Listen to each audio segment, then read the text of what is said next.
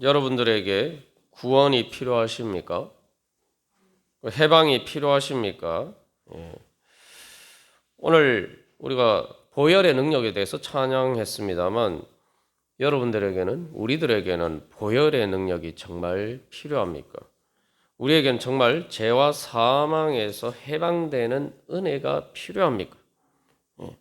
특별히 이 사순절 기간 동안 우리가 부활절을 바라보면서 정말 예수님의 십자가의 구속의 그 은혜가 나에게 왜 필요한가?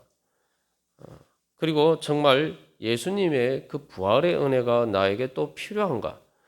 그렇다면은 그것은 정말 얼마나 나에게 필요하며 그렇기 때문에 나는 얼마나 간절하게 그것을 사모하면서 구하고 있는가? 그래서 그런 질문을 다시 한번 우리 자신에게 던지면서 그 필요를 느끼고 또한 간절하게 사모할 때 하나님께서 그 보혈의 능력으로 끌 통해서 우리에게 부활의 은혜 충만히 주실 줄 믿습니다. 그래서 우리가 이 질문을 또 바꿔서 이야기하면 우리가 살아가는데 돈은 왜 필요합니까? 너무 뻔한 질문이니까 참 대답할 필요도 없는 질문이죠. 그렇다면은 건강은 또 왜 필요합니까? 이것도 너무 뻔한 질문이라서 사실 굳이 대답을 우리가 들을 필요가 없죠. 그렇다면 이제 한 걸음 더 나가서 우리에게 영생은 왜 필요하며 부활은 왜 필요합니까? 우리가 앞에 돈은 왜 필요한가? 건강은 왜 필요한가? 이건 너무 뻔한 질문이라고 생각해요. 근데 그 마지막 문제, 우리를 죽음에서 구원해 주시는 예수 그리스도의 부활과 영생의 은혜는 나에게 왜 필요한가? 그 질문에 대해서는 사람들이 뻔하다라고 생각하지 않습니다. 왜입니까?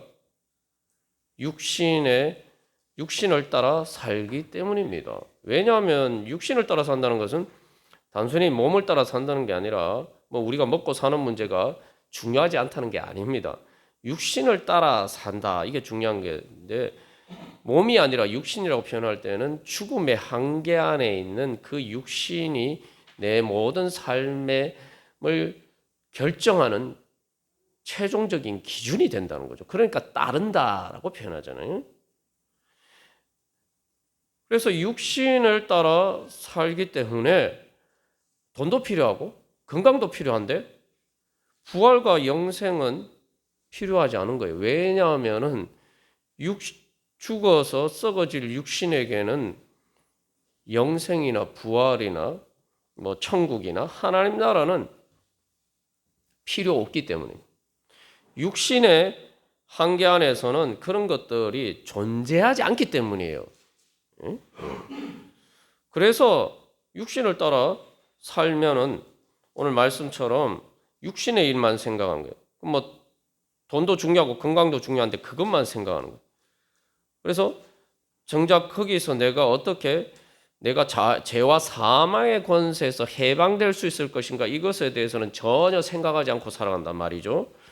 그러니까 그것을 생각하지도 않고 살아가니까 그것을 가지고 주님 앞에 구하지도 않고 그 문제를 해결하려고 하지도 않으니까 육신을 따르는 육신의 생각은 그렇게 살면은 죽음에서 구원받을 수 있는 방법이 없죠. 그러니까 육신의 생각은 사망이 되는 것입니다. 근데 우리가 돈은 왜 필요하냐, 건강은 왜 필요하냐 그런 질문을 했을 때 거기에 대한 답은 어떻게 보면은 한 가지 답일지 몰라요. 돈이나 건강이 필요한 이유도 다 딱 한 가지 해답으로 요약을 하자면은 내가 행복하기 위해서 우리가 그렇게 얘기를 할 수가 있죠. 근데 우리가 여러 번 나누고 또 우리가 잘 아는 것처럼 사람의 행복이 돈만 있고 건강하기만 하다고 채워지는 건 아니지 않습니까? 사실 삶의 모든 문제는 죄와 사망의 문제입니다. 우리가 살아가면서 겪는 모든 힘들고 어려운 문제는 다 죄와 사망의 문제예요. 그러니까 이거 성경에서 죄와 사망의 법에서 우리를 해방시켜 주시겠다라고 하는 건 말 그대로 삶의 모든 문제에서 우리를 해방시켜 주시고 구원해 주시겠다는 거죠. 우리가 돈이 있고 건강이 있어도 사람들이 죄 때문에 힘들잖아요. 사는 게 행복하지 않잖아요. 돈이 많아도 죄 때문에 행복하지 않잖아요. 사람들이 왜 사는 걸 힘들어합니까? 왜 사는 게 지옥 같죠? 돈이 있어도 돈이 있고 건강해도 죄가 있으니까 서로에게 상처를 주고 행복하지 않아요. 사망은 또 뭡니까? 사망은 뭐죠? 죽음의 문제. 돈이 필요하고 건강이 필요한데 사실 이게 사망의 문제, 죽음의 문제라는 것이 결국은 자연재해를 포함해서 또 우리의 몸이 병들고 노화되는 것 다 이게 뭡니까? 이게 사망의 그림자예요. 죽음의 그림자예요. 그리고 사실 하나님께서 이 땅에 모든 은혜를 베풀어 주실 때 사실 지구상의 모든 사람들이 먹고 사는데 부족함이 없도록 하나님이 다 주셨어요. 그런데 왜 지구상의 많은 사람들이 돈의 문제 때문에 힘들어합니까? 예. 먹는 문제 때문에 힘들어하죠. 다 그것을 나눠서 잘 사용하지 못하는 인간들의 죄 때문이죠. 그래서 사실 이제 죄와 사망의 권세에서 우리를 해방시켜 주신다. 이건 말 그대로 우리의 모든 문제를 다 해결해 주신다는 거예요. 그러나 육신을 따라 사는 사람에게는 이게 필요가 없습니다. 왜냐하면은 그런 구원은 애시당초 없는 거기 때문에 죽는 걸로 끝나기 때문에 죽음으로 끝이기 때문에 그런 구원은 필요가 없는 거예요. 근데 중요한 것은 죽는 순간에 그런 구원이 필요 없다 하지만 사실 우리가 살아가면서 겪는 모든 문제는 결국은 다 그 문제에서 오는 거죠. 그러니까 사실 죽음으로 끝이라는 것은 단순히 죽음의 문제에 대해서만 이야기를 하는 게 아니라 우리의 삶의 문제를 해결해 줄 수 있는 방법은 실제로는 없다. 그러니까 대충 그렇게 살자. 이 얘기가 되는 거예요. 논리적으로 보면은 그렇죠. 그래서 기본적으로 구원 자체라는 게 없다는 거예요. 그러니까 뭐예요? 고린도전서 15장 32절 오늘 읽은 것처럼 죽은 자가 다시 살아나지 못하면 내일 죽을 테니 그냥 대충 오늘 그냥 먹고 마시고 그냥 그렇게 살다가 죽지 이런 거죠. 그래서 이 육신을 따라 산다는 것은 왜 육신을 따라 산다라고 하필 표현했냐? 죄와 사망을 따라 산다 이렇게 표현할 수도 있는데 왜 육신을 따라 산다고 한 이유가 바로 그것입니다. 그래서 육신을 따라 산다라고 하는 것은 기본적으로 몸의 감각, 그죠? 우리의 오감 있잖아요. 우리의 몸으로 지각하는 이 몸의 감각을 따라 사는 거예요. 몸의 감각 자체는 하나님께서 우리에게 생명을 위해서 주신 은혜입니다. 몸의 감각 자체가 문제가 있는 건 아니에요. 그걸 잘 활용해야 되죠. 근데 문제는 몸의 감각으로 우리가 지각하는 것만이 다라고 생각하고 살면은 이 문제가 돼요. 그러면 그때부터는 육신을 따라 사는 거예요. 그래서 영적인 감각이 사라지고 하나님, 영이신 하나님, 육신의 영이신 하나님이기 때문에 몸의 감각, 오감으로는 하나님을 경험할 수가 없잖아요. 그죠? 하나님은 영이시기 때문에 안 보인단 말이죠. 그러니까 또 예수님을 통해서 사실은 우리의 이 몸의 감각으로도 보고 경험할 수 있게 예수님이 성육신 하셨죠. 근데 어쨌든 중요한 것은 이 영적인 감각이 없으면 예수님이 이 땅에 오셔서 직접 하나님이 살아계심을 예수님의 몸으로 사는 삶을 통해서 보여주셨음에도 불구하고 많은 사람들이 믿지 못했죠. 왜냐하면 눈으로 봐도 몸의 감각을 자기들 눈으로 봐도 영적인 감각이 없으니까 그것을 잘못 해석해서 예수님을 믿지 못하는 거죠. 그래서 문제는 육신이란 게 뭐냐? 영적 감각 없이 몸의 감각만이 다, 몸의 감각을 통해서 우리가 인지하는 것이 다라고 생각하고 살아가는 것이 바로 육신을 따라 사는 것입니다. 그러니까 그 육신의 세계에서는 영이신 하나님이나 뭐 죽음을 초월하는 뭐 부활이나 뭐 천국이나 하나님 나라나 뭐 이런 것은 다 없어요. 그 세계는 몸의 감각으로는 세계에서는 인지하는 세계에서는 그것이 없죠. 예. 근데 여러분 몸의 감각이 우리가 지난번에도 나눈 것처럼 몸의 감각만을 따라 살면 사람이 살 수가 있습니까? 절대 살 수가 없습니다. 예? 태양이 우리의 몸의 감각만으로 판단하면 태양이 지구 주위를 돌죠. 그러나 사람은 이성을 통해서 실제로는 지구가 태양 주위를 돈다라는 것을 이제 몸의 감각을 초월하는 이성을 통해서 그것을 이제 발견하게 되죠. 그러니까 우리가 그런 것이 없으면 사실 몸의 감각만을 가지고 살면은 제대로 살 수가 없어요, 사실은. 그런데도 불구하고 우리는 이제 이 몸의 감각으로 보이는 세상이 다라고 생각하고 살아갑니다.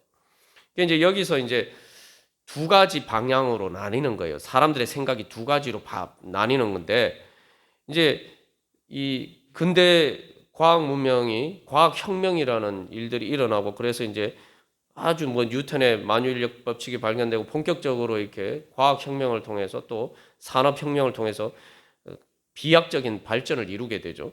이제 그런 것들을 보면서 사람들이 두 가지로 생각하게 돼요. 첫 번째 생각은 제가 지난번에 말씀드린 거죠. 야, 이게 눈에 보이는 모든 자연 현상을 배후에 수학 법칙으로 정의되는 그런 자연 법칙이 있구나. 그것에 의해서 모든 것이 결정되는데 그 수학 법칙이 눈에 보이는 몸의 감각으로 그걸 발견하는 게 아니라 이성으로 사람의 정신인 이성으로 그걸 발견하니까 야, 이게 모든 만물의 본질적인 것이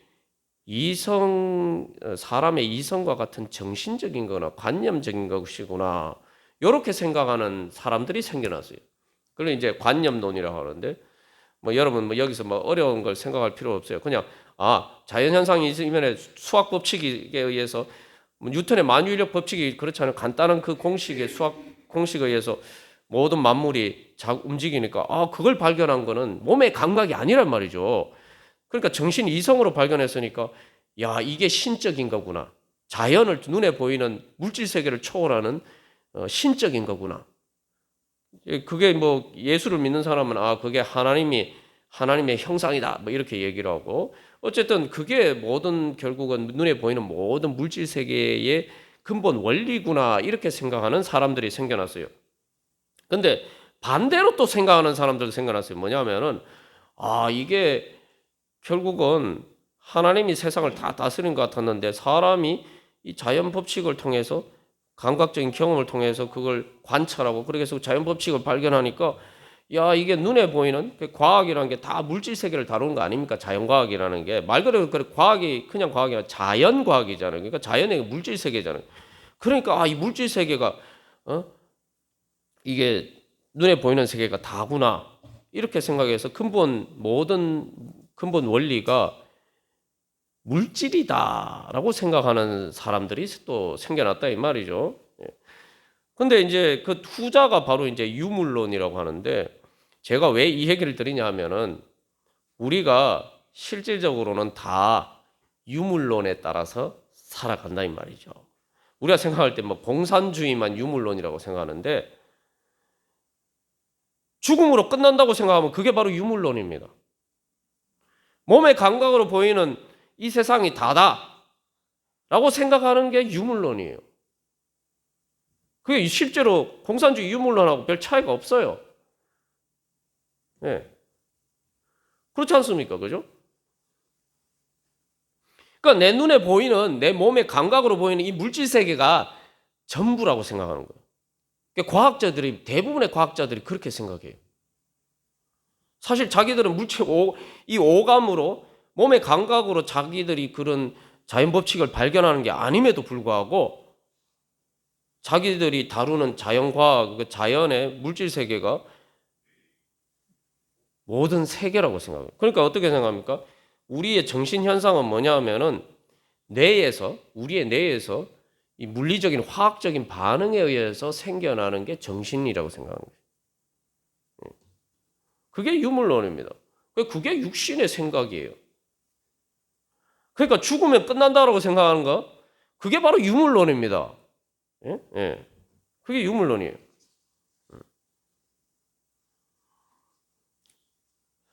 그러니까 결국은 어떻게 됩니까? 그래서 이제 사실 이제 요즘 인공지능 이게 문제가 되죠. 인공지능이 막 보니까 웬만한 대학생들이 수학 뭐 과제를 리포트 만드는데 인공지능을 통해서 하면은 제가 딱 보니까 이게 인공지능이 푼 문제를 보니까 제가 이렇게 학생들 학점을 매겨봤는데 이게 제 기준으로 보면은 후하게 주면은 뭐 A 마이너스, 박하게 주면은 B 제로, 요 정도 줄 수 있는 답을 내더라고요. 그러니까 요즘 학생들이 그걸 이용해가지고 많이 이렇게 해서 문제가 되는데, 근데 이제 인공지능한테 물으면은 이제 이렇게 얘기합니다. 자기가 이제 뭐 잘못 대답했단 말이에요. 그러면 인공지능한테 물으면 인공지능하고 대화가 되거든요. 인공지능이 이렇게, 저는 누구한테도 해킹 당한 적이 없습니다. 예? AI 언어 모델로서 나는 내 응답을 직접 제어할 수 없습니다. 여기 중요한 건 인공지능이 나는 내 응답을 직접 제어할 수 없습니다.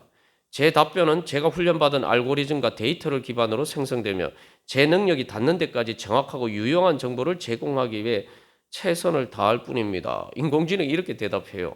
실제로요. 예. 왜냐하면 요즘 인공지능 뭐 챗GPT라는 거 이런 거 해보면은 과거 뭐 많은 놀라운 대답을 하기도 하지만 어떤 때는 엉뚱한 대답을 하기도 해요. 또 어떤 인공지능은 사람들이 나쁜 생각의 데이터를 받아서 아주 뭐 인종차별적인 그런 막 발언을 쏟아내고 또 뭐 여러 가지 뭐 이 사람들의 부정적인 그런 모습들을 언어들을 막 표현을 한단 말이에요. 근데 여기서 보면은 뭡니까? 이 인공지능이 그렇게 내 응답을 직접 제어할 수 없다라고 하잖아요. 우리의 마음도 마찬가지입니다.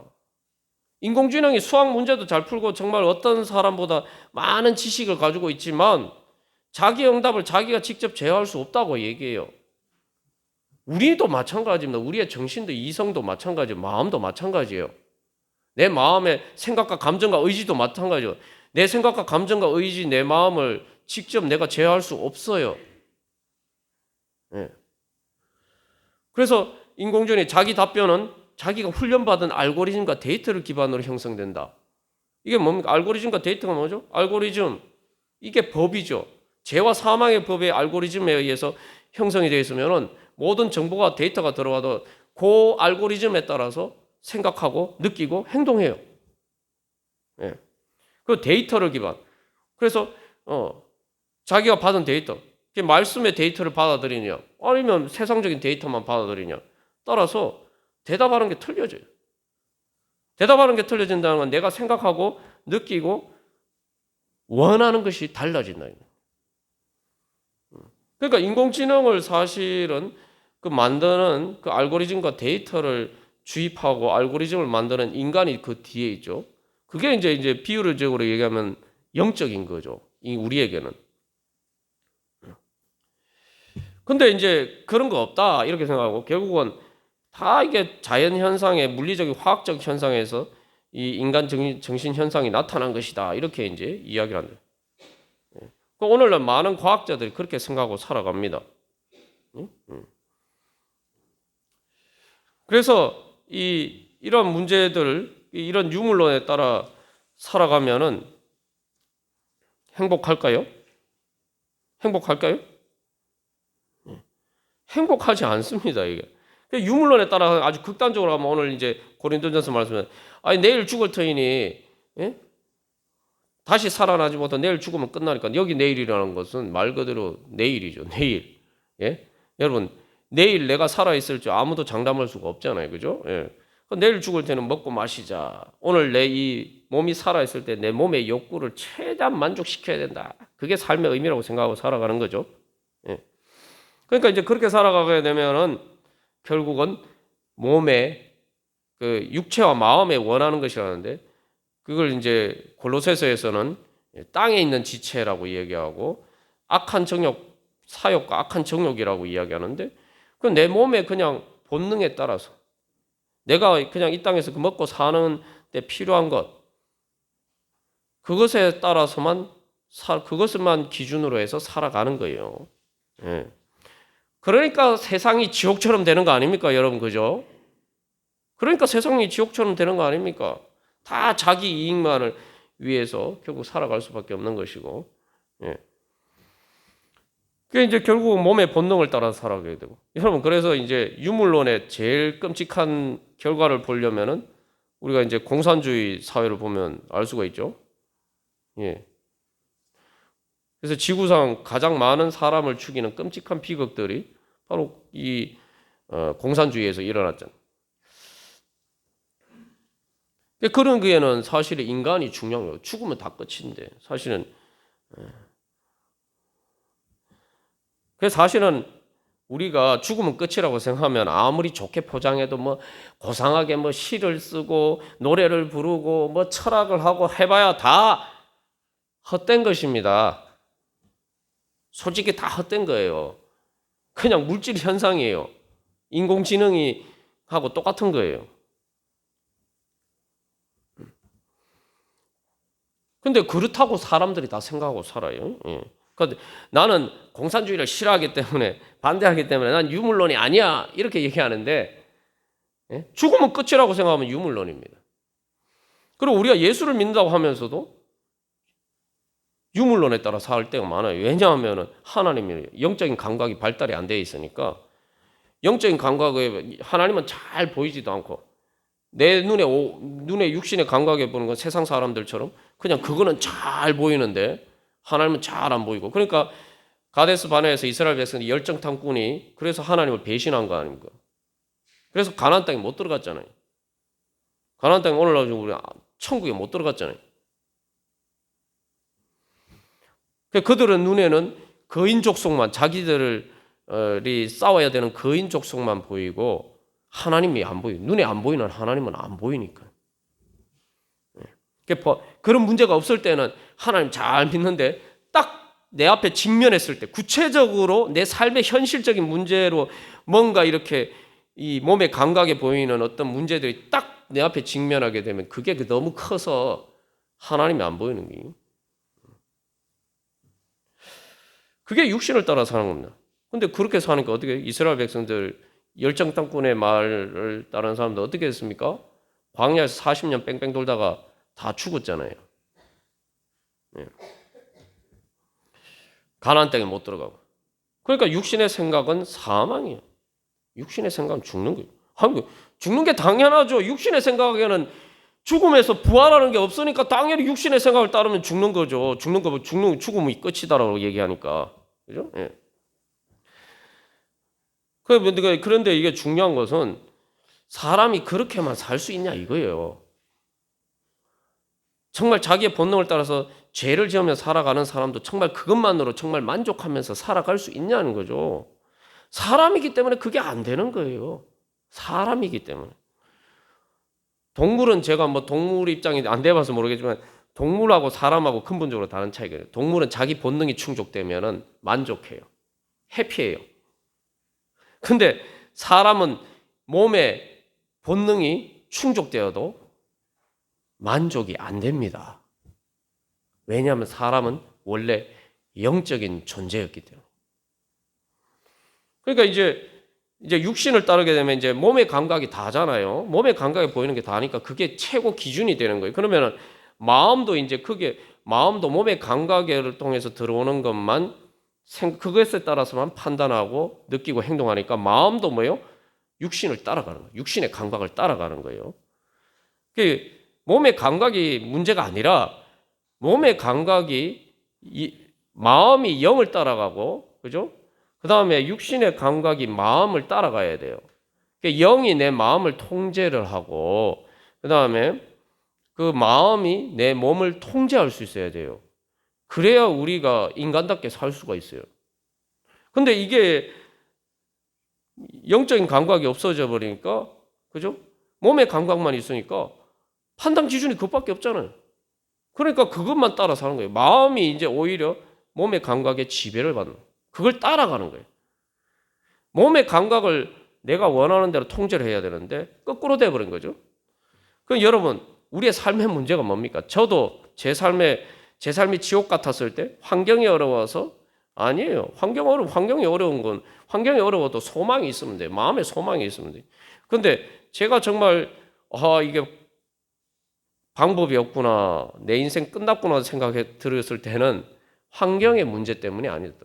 환경을 극복할 수 있는 내 마음의 힘이 사라졌을 때, 내 마음이 내 마음대로 안 된다는 것을 깨닫고 난 다음부터 깨닫고 나니까 방법이 없는 거예요.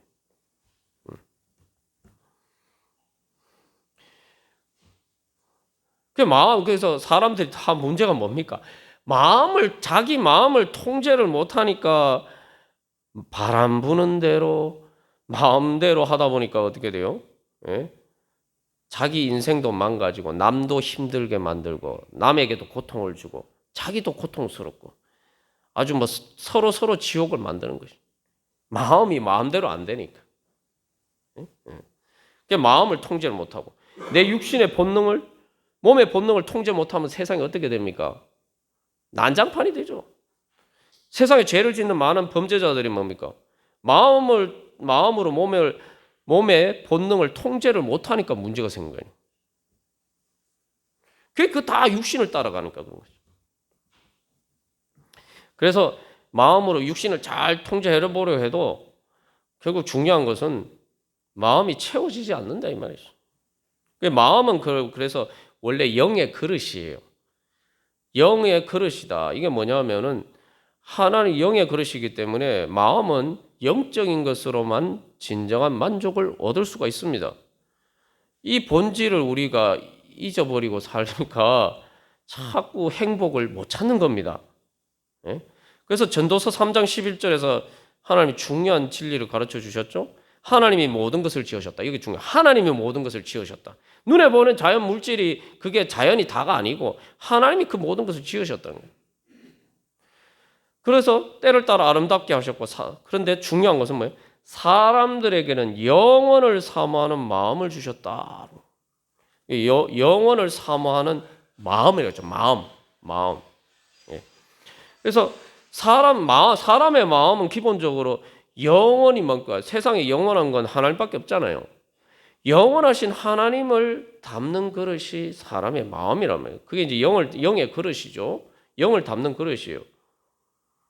지난번에 비유를 들었죠. 하나님의 호흡을 우리가 코로 육신이 숨을 쉴 때 산소를 들이마시면 폐가 그 산소를 통해서 흡입해서 면 폐가 살게 되잖아요. 그것처럼 어떻게 보면 마음이 그 폐와 같은 것이고 폐에 들어온 그 산소가 이제 우리 몸 안에 들어온 산소는 이제 그때부터는 우리의 영이 되는 거지.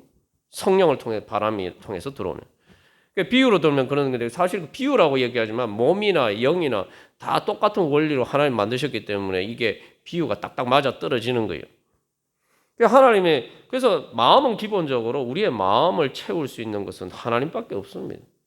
영적인 만족 말고는 사람의 마음을 채워줄 수 있는 게 없어요. 여러분 보십시오. 마음이 얼마나 큽니까? 여러분의 마음은 얼마나 큽니까? 내 몸은 사실은 우리의 몸은 육신은 아주 작죠. 그런데 마음은 얼마나 큽니까? 마음은 온 우주보다 더 커요. 그 자연과학자들이 자기들 눈에 보이는 게 다라고 생각하고 살지만 자기들도 자기들의 마음, 정신을 통해서 이성을 통해서 시공간을 초월해서 우주의 시작이 뭐냐, 빅뱅이 뭐냐, 온 우주에 대한 이론을 자기 마음속에서 다 만들어내잖아요. 스티븐 호킹 같은 그 작은 몸을 가진 사람이 그 마음은 온 우주의 역사부터 시초의 역사까지 따라가잖아요. 그게 마음이에요.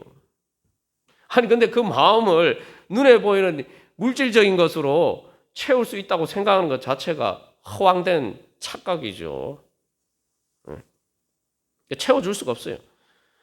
그런데 중요한 것은 육신의 감각에만 보면은 눈에 보이는 물질적인 것밖에 없다 이 말이죠. 하나님 영이신 하나님이 안 보이니까 그러니까 마음이 채워지지는 않고 그러니까 눈에 보여서 날 채워줄 수 있는 것은 내가 채우려고 보니까 내 눈에 보이는 건 물질적인 것밖에 없다 이 말이죠. 그러니까 물질적인 것만으로 자꾸 채우려고 해보는데 안 채워진다 이 말이죠. 그래서 이제 우리가 여기서 이제 우상이 등장하게 되죠. 우상. 그래서 우리가 지난번에 영적인 것을 하늘의 구름과 같다, 기후와 같다, 대기와 같다라고 제가 말씀드렸고, 그 대기를 담는 이 공간이 마음과 같은 것이고, 땅은 우리의 몸과 같은 거예요. 자, 그래서 이제 이 하늘의 이게 공간에 이게 먹구름과 같은 공중의 권세 잡은 악한 영이 하나님의 빛을 가리니까 어떻게 됩니까? 그 다음에 그리고 우리에게 미세먼지와 같은 독가스와 같은 것들을 주입하니까 우리의 마음이 그 악한 것으로 가득 차게 되니까 이제 하나님도 안 보이고 그죠? 예. 그러니까 이제 대신에 그런데 마음은 항상 영혼을 사모하는 마음이 있어요. 그러니까 위를 자꾸 보게 된단 말이죠. 보는데 아무것도 안 보여요. 먹구름밖에 안 보여요. 그러니까 어떻게 하냐면 이 마음은 자기가 이 땅에 눈에 보이는 몸의 감각으로 보이는 것들을 그 어두운 그 먹구름에다가 뭘 스크린으로 삼아서 거기에다가 자기 마음을 투사를 하는 거예요. 그게 영사기를 보면 그렇잖아요. 극장에서 영화할 때 이제 영사기로 비추잖아요. 빛을 쫙 비추잖아요. 그래서 화면이 있잖아요. 그죠? 그러니까 육신의 감각에 보이는 것을 영적인 것으로 만들어서 그게 바로 그걸 바로 자기 마음의 스크린에 비춘단 말이에요. 그게 바로 우상입니다. 그게 우상이. 그러니까 눈에 보이는 물질적인 것을 우상으로 신격화하는 거죠. 그렇게 하지 않으면 사람은 살 수가 없어요. 사람은 만족하고 살 수가 없어요. 그러니까 공산주의자들도 뭐 북한에도 뭐 유물론 이렇게 얘기하는데 그렇게 해서는 살 수가 없어요. 그러니까 뭐예요? 자꾸 우상화를 하는 거예요. 사람을 우상화하는 거예요. 그 공산주의가 얼마나 모순이냐 하면은 원래 신은 없다. 이거 신은 다 인간이 만들어낸 거다. 이렇게 얘기를 했는데 신이 없이는 영적인 거 없이는 사람이 살 수가 없으니까 인간을 우상하고 북한에서는 북한에서는 실제로 김정은이 예수님이잖아요. 그죠? 예. 하나님 아버지 대신에 수령님 아버지 뭐 이러잖아요. 이제 그런 공산주의가 보여주는 것처럼 기본적으로 그러니까 사람은 계속 우상을 만들어낼 수밖에 없어요. 왜냐하면 마음이 만족이 안 되니까. 그래서 오늘 골로새서 말씀에 탐심은 우상 숭배다. 그러니까 우리가 이제 요즘 그 주부의 말씀을 가지고 자꾸 암송하잖아요. 이 말씀 암송할 여러분 3월의 암송 구절 여러분 암송하고 싶으세요? 읽으면 상당히 부담스럽잖아요. 뭐 이 세상이나 세상에 있는 것들을 사랑하지 말라. 뭐 세상에 있는 모든 것이 다 육신의 정욕과 안목의 정욕과 이생의 자랑이니 이거 뭐 예수를 믿으면은 그러면은 완전히 무슨 불교에서 승려들이 절에 가서 세상 다 인연 끊고 사는 것처럼 뭐 그렇게 살아야 되는 건가? 상당히 부담스럽게 다가올 수 있어요. 근데 여러분 세상에 있는 것들을 떠나라는 게 얘기가 아니에요. 예? 예. 그러면은 뭐 목회자들도 다 불교처럼 다 세상을 떠나서 산속에 절 짓듯이 그렇게 하고 우리가 살아야죠. 중요한 것은 세상에 있는 것들을 필요 없다는 얘기가 아니고 세상에 있는 것들을 사랑하지 말라는 겁니다. 사랑하지 말라는 거예요. 세상에 있는 것들을 내가 이용하는 거하고 사랑하는 거하고는 전혀 다른 문제입니다. 자꾸 우리가 세상을 사랑하지 말라고 하면 세상에 있는 것들 다 인연을 끊어야 된다 이렇게 생각하니까 자꾸 오해를 하는 거예요. 그것도 육신의 생각이에요. 하나님이 우리에게 세상에 있는 여기서 세상이라는 건 사실 눈에 보이는 자연을 얘기하는 게 물질 세계를 얘기하는 게 아니에요. 물질 세계를 우상으로 만든 사람의 그 가치관과 세계관, 그게 세상, 여기서 말하는 세상은 바로 그겁니다. 예. 자연의 물질 세계는 다 하나님이 우리에게 은혜로 주신 것들이에요. 그러니까 세상에 자연에 있는 것, 많은 것들은 우리가 뭐예요? 하나님 우리가 이용해야 되는 것들이에요. 잘 활용해야 되는 것들. 사랑해야 되는 거에 아니란 말이죠. 이용하는 것과 사랑하는 것은 구분해야 됩니다. 사랑하는 건 절대적인 거예요. 우리가 자식을 사랑하면 자식 때문에 여러분 부모가 자식을 사랑하니까 부모가 어떤 행동을 보입니까? 자기 물질의 모든 필요, 몸의 모든 필요 그런 걸 다 희생하잖아요. 자식을 위해서. 근데 희생이라고 생각 안 하잖아요. 자식을 사랑하기 때문에. 부부간의 관계도 마찬가지. 사랑이라는 것은 절대적인 거예요. 다른 모든 것은 그걸 위해 이용하는 거예요. 그러니까 세상을 이용해야 되는 거지. 활용해야 될 세상을 사랑하면 안 돼요. 그 육신의 정욕과 안목의 정욕이 뭐냐? 여기 정욕이라고 표현된 거는 삐뚤어진 사랑을 정욕이라고 해요. 사람들이 그렇잖아요. 돈보다 자기 가족들보다 돈을 더 사랑하니까 가정의 평화가 깨어지는 거 아닙니까? 그래서 자기 부모보다, 자기 형제 자매보다, 자기 자손보다, 사람보다 돈을 더 사랑하면 그게 정욕이에요. 삐뚤어진 사랑. 그걸 성경에서 정욕이라고 얘기해요. 정욕 얘기하면 뭐 육신의 본능만 우리가 자꾸 생각합니다만 그게 바로 삐뚤어진 사랑을 이야기하는 거예요. 그래서 이제 그래서 성경에서 왜 탐심을 우상숭배라고 하는 이유가 바로 그겁니다. 탐심이 우상숭배. 왜 탐심? 그냥 내가 뭐 예를 들면 배가 고파서 밥을 먹는다. 그걸 가지고 탐심이라고 얘기하지 않습니다. 탐심은 삐뚤어진 그래서 이 어떤 물질적인 예를 들면 내 밥을 먹는데 물질적인 그 욕구를 충족시키고자 하는 식욕을 때문에 다른 사람을 희생한다거나 다른 사람을 힘들게 만든다거나 그렇게 하면 그때부터는 그게 탐심인 거예요. 그래서 탐심은 우상숭배다. 탐심은 다른 말로 정욕에 삐뚤어진 것. 사람을 사랑해야 되는데 사람보다 밥을 더 사랑하면 그게 그때부터는 식욕이 아니라 단순한 식욕이 아니라 그게 우상이 되는 거죠. 그게 탐심이에요. 그래서 탐심은 우상숭배라고 해요. 그러니까 기본적으로 사람의 마음은 신적인 것이 영적인 것이 없으면 만족이 안 되니까 자꾸 뭔가 우상을 자꾸 만들어내야 돼요. 근데 진짜 영이신 나를 충족시키고 만족시켜 주실 수 있는 유일하신 하나님이 영적인 감각이 없어서 죽음으로 끝이라고 생각하고 그게 안 보이니까 몸에 보이는 몸의 감각에 보이는 것만 밖에 안 보이니까 그걸 자꾸 우상으로 만드는 거예요. 그래서 인간이 동물보다 더 비참한 신세로 전락하게 되는 거예요. 그래서 이 육체와 그래서 오늘 에베소서 말씀 마음에 원하는 것입니다. 이게 동물의 본능을 넘어서 동물보다 더 교묘하고 영악하게 사악하게 범죄를 저지르는. 왜냐하면 동물은 자기 몸의 그 육체의 본능을 충족시키는 게 충족시킬 수 있는 도구가 그 동물은 지능이 떨어지잖아요. 근데 이제 사람의 마음이 육신의 본능을 충족시키는 도구가 되니까 이거는 이제 동물보다 더 사람의 이성 그런 것으로 하니까 이게 더 교묘해지는 거죠.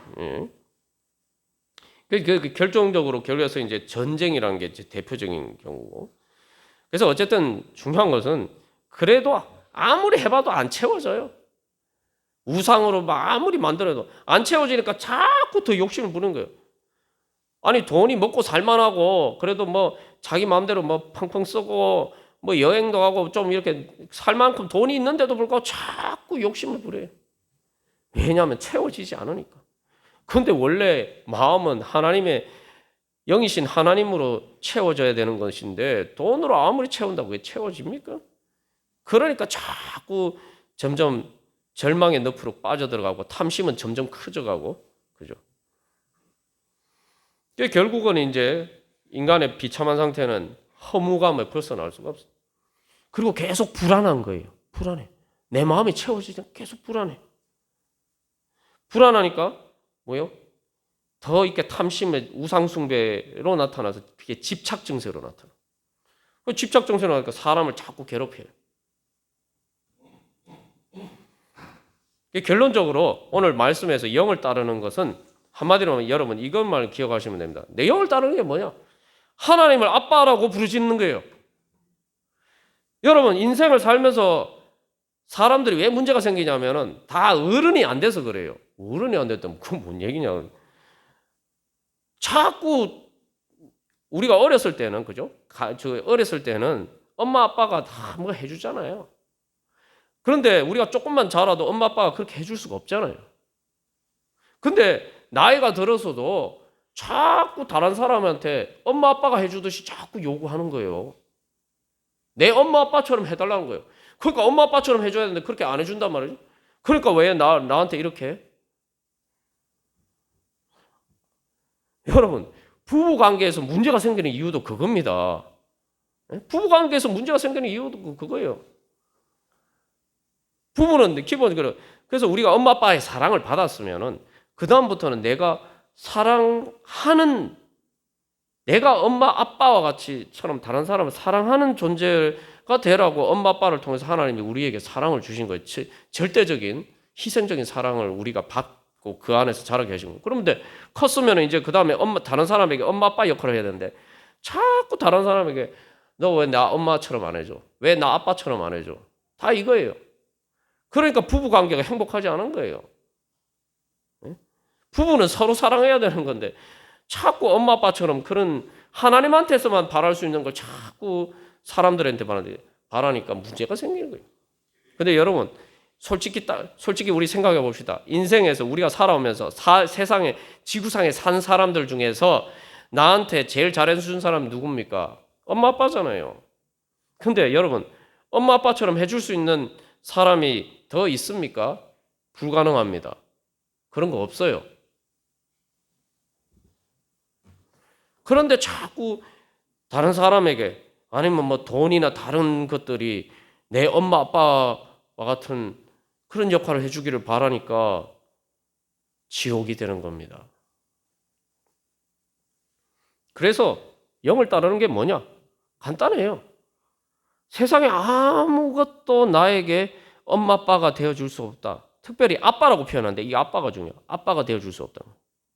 아빠는 엄마보다 더 넓은 범위예요. 뭐냐면은 아빠는 엄마도 보호해주는. 그러니까 특히 이제 예전에 가부장제적인 사회도 그렇지만 오늘 이제 물리적인 어떤 이 뭔가 문제들이 부딪힐 때는 남자가 이제 상대적으로 이 여자를 그 보호해주는 역할을 해줘야 되잖아요, 그죠?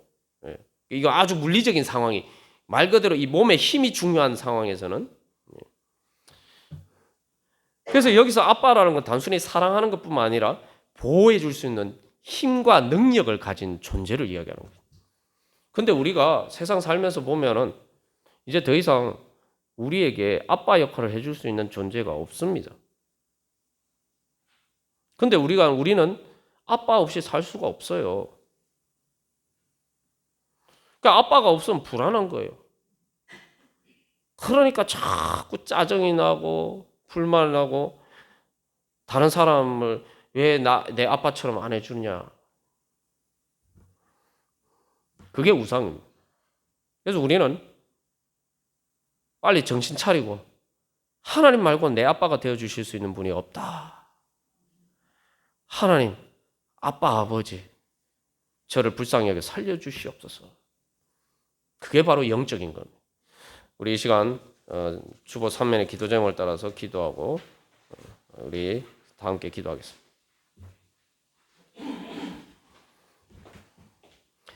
교도하도록 하겠습니다. 제가 먼저 1번 읽도록 하겠습니다. 거짓 영에 쏘가 육신의 감각에 보이는 것이 전부인 것처럼 살지 않고 진리에 대한 영적 지각과 갈망을 따라 살게 하소서.